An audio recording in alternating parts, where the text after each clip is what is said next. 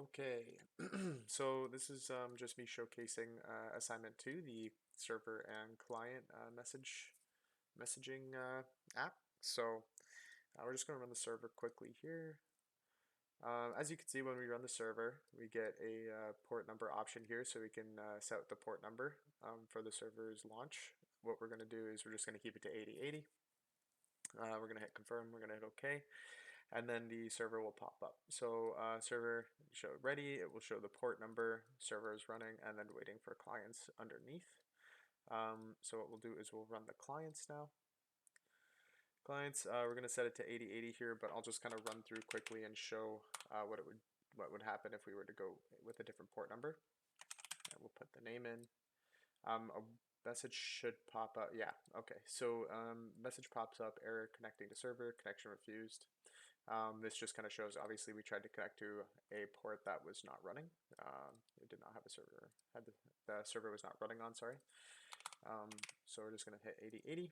I'm going to re-enter the name here. So handle name as well. The user can put in their name, hit OK. And when we do so, we go into the client window. So the client window shows the name here, which is Ryan. This column here will show all of the names of all of the clients that are currently in the server. So right now we just have the one. Just to kind of go through the UI as well. So we have the client column name here.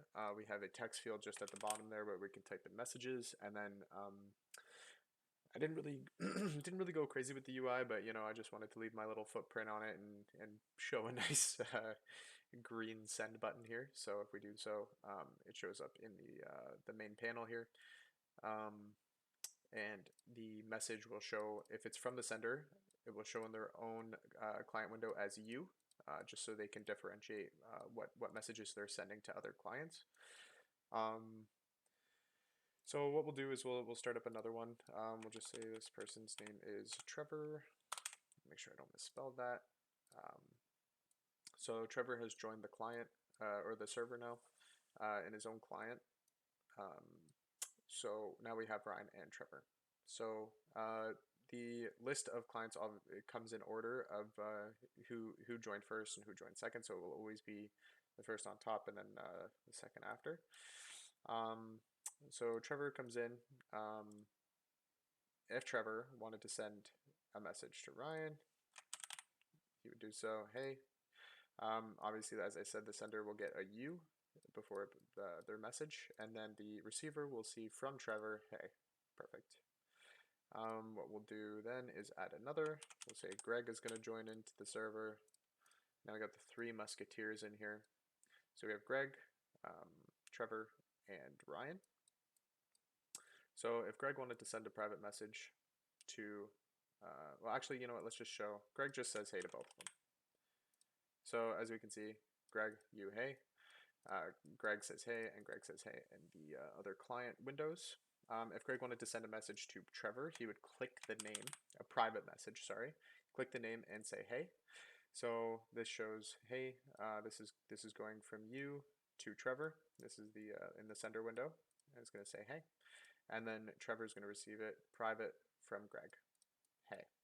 So it just kind of shows, just to highlight, hey, this is a private message from Greg here, and as you can see, Ryan doesn't get anything on his window there. Now, if we wanted to deselect, I have it set to deselect on the right click, so we just right click, deselect, and then Greg can once again say hey, and everybody receives it. So I'll just kind of run through a little bit here. Hey Ryan, what's up? So to Ryan, Greg, what's up? Ryan will send back to Greg, not much. Trevor is kinda ugly.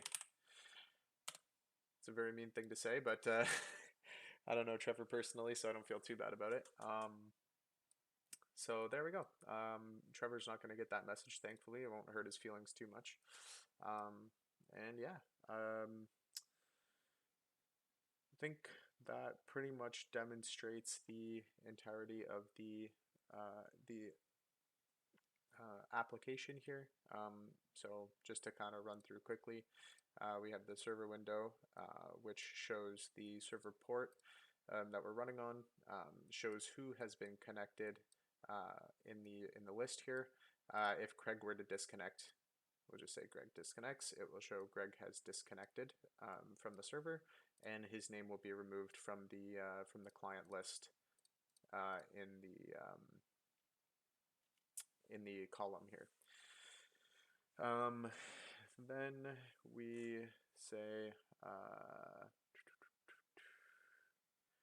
client handle name. So I think I went through pretty much everything. When a client joins, they will get the port number, obviously, and then the handle name. If I were to leave it empty and hit OK, a message pops up saying handle name cannot be empty. Please enter your handle name. So Harry's going to join in. Harry's joined, and as you can see, Harry's joined, and we can see him in every window,